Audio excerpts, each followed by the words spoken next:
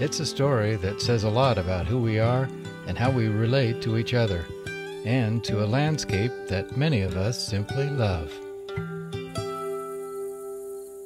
So by the 1950s and the Eisenhower administration, people started thinking about, let's create a national park in the grasslands. That's the last large, significant expanse of tallgrass prairie in the whole world.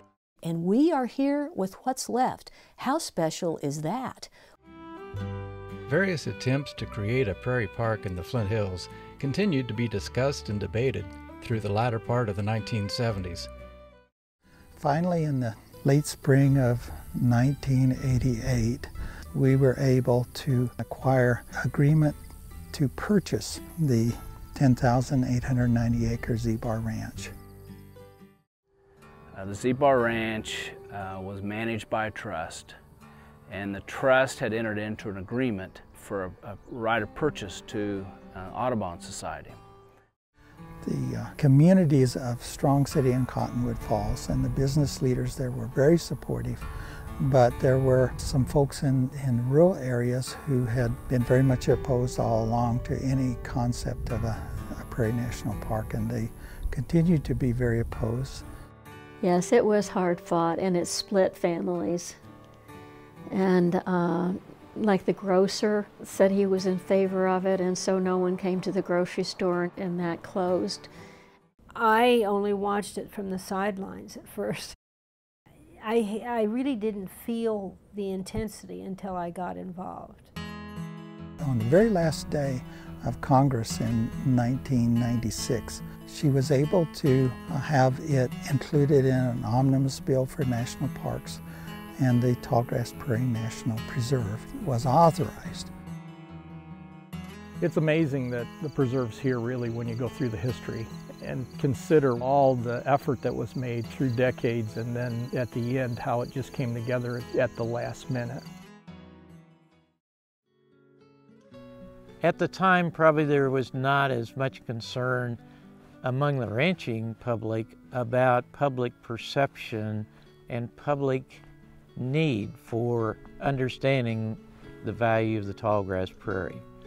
As that became more apparent, some of the animosity, some of the issues kind of went to the side, and then we looked more for ways to make the Prairie Preserve actually work.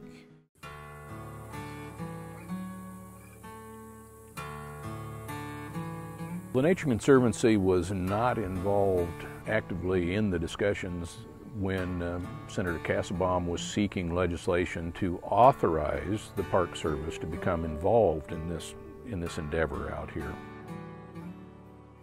And one thing that's really cool working here in the Flint Hills, the people here love this landscape. They love the Flint Hills, and they love it as much as me or anybody else that's employed to try to help it along. But when you talk about its full ecological expression, the grandeur and glory of the tallgrass prairie that the Native Americans revered, that made ranchers able to survive here, this is it. The Flint Hills is it. From Manhattan to Tulsa, there's about 4 million acres, and it is still the least conserved and most diminished ecosystem type in North America. And if we don't take care of it, and when I say we, I mean us and the broad ranching community and people from Kansas City and Wichita who care about it, if we don't take care of this, then it's on us to have lost the last big chunk of it. This is all there is. Join us for the premiere of our feature-length documentary on the Tallgrass Prairie National Preserve. Many of the people featured in the show will be joining us at the Granada Theater in downtown Emporia on Saturday evening, November 12th, the 20th anniversary of the preserve. The following weekend, on Sunday afternoon, November 20th, we'll host a screening at the Wareham Opera House in Manhattan, with a reception afterwards at the Flint Hills Discovery Center. Thanks to a generous contribution from Richard and Sarah Porter, these screenings are free of charge, but seating is limited, so pre-registration is recommended and can be done online or by phone.